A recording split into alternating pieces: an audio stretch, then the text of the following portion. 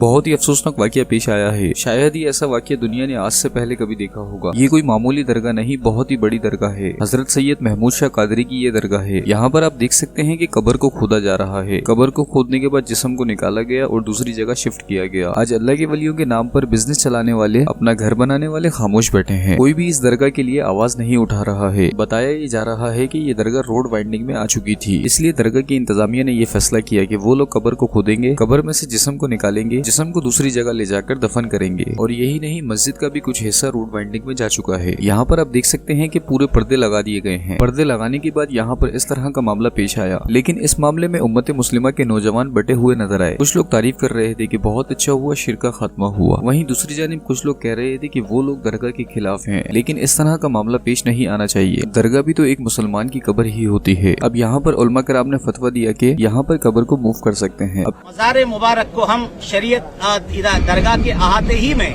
मुंतकिल करने की कार्रवाई सुबह से शुरू हुई है। बहमदी ताला इस काम को मुकम्मल अंजाम देने में तमाम का ताउन शामिल है।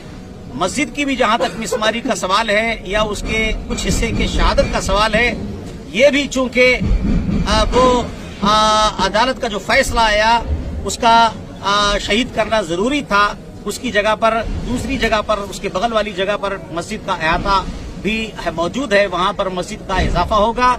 और दरगाह शरीफ के अहाते ही में मज़ार मुबारक एक नहीं 3 मज़ार मुबारक है। तीनों मज़ार मुबारक को हम इंशाअल्लाह ताला पूरे अदब व एहतराम के साथ, अमन व सुकून के साथ, शरीयत के आदाब को मलूज़ खातिर रखते हुए तमाम मशाइख व उलमा व मुफ्तियान कराम की सरपरस्ती और अमाइदीन और नौजवानों के ताउन के साथ कर रहे हैं। ऐसा ही दूसरी जगह होना शुरू हो जाए तो आप सोच सकते हैं कि क्या होगा। पूरे साउथ इंडिया में अगर कहीं दरगाहें मौजूद हैं तो वो सबसे ज्यादा कर्नाटक में मौजूद हैं। ये जो लाल कलर की डोरियां आप लोगों को नजर आ रही हैं, यहाँ पर खवातीन आती हैं, मन्नतें मांगती हैं, और जब उनकी मन्नतें पूरी हो जाती हैं उसके बाद में आकर वो लोग ये लाल कलर की डोरियां खोलती हैं। और यही नहीं, एक बड़ी तादाद में नौजवान भी यहाँ पर आते हैं। आप लोग यहाँ पर देख सकते हैं, फूल और चादर चढ़ाते हैं और अपने सर को झुकाते हैं। और ऐसा लगता है कि अल्लाह पाक ने इसी वजह से इन्हें तनहा छोड़ दिया है। हिजाब का मामला हो, एजुकेशन का मामला हो, सब कुछ इंडिया में बैन हो चुका है। और अब इंडिया में एंटी हलाल बिल भी आने वाला है। कर्नाटक के अंदर अल्लाह के वलियों के घरों के ऊपर बिजनेस सेटअप करने वाले आज खामोश क्यों बैठे हैं? वो लोग क्यों आकर इस दरगाह के लिए आवाज नहीं उठाते? जब लोग लाखों रुपए नजराना लाते हैं तब ये लोग क्या करते हैं? अपनी जेबें भरते हैं, अपने घर बनाते हैं, लेकिन इंडियन सुप्रीम कोर्ट जाकर स्टे ऑर्डर नहीं ले सकते, बल्कि फतवा हासिल कर लिया। उसके बाद आप लोग यहाँ पर देख सकते हैं कि दरगाह के अंदर क्या मामला पेश आया। ये वाकया इस बात का सबूत है कि अल्लाह पाक के अलावा कोई भी मन्नतें और मुरादें पूरी नहीं कर सकता, और वही गालिब है और वही हिकमत वाला है। अगर आपको इंडिया के एक एक सिटी के बारे में बताएं तो हजारों लाखों दरगाहें मौजूद हैं। आप लोगों की इस वीडियो के बारे में क्या राय है हमें कमेंट बॉक्स में जरूर बताएं, और इंशाल्लाह अगली वीडियो में मुलाकात होगी। अल्लाह हाफिज।